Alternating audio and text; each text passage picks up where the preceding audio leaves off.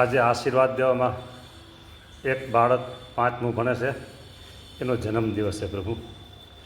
અને રજાના દિવસ હોય ત્યારે દરરોજ એના દાદા ભેગો સાંજની સભામાં હોય છે બાળક.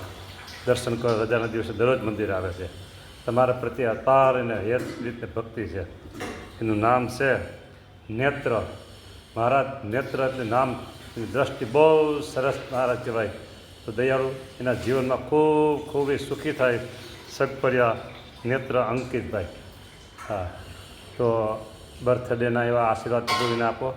દીર્ઘાયુ, નિરામય દીર્ઘાયુષ, અને દવાખાનાના પગથિયા પ્રભુ એને ક્યારેય ચડવા ન પડે એવા આશીર્વાદ આપો દયાળુ. હા, રાજી રહેજો, રાજી રહેજો, રાજી રહેજો.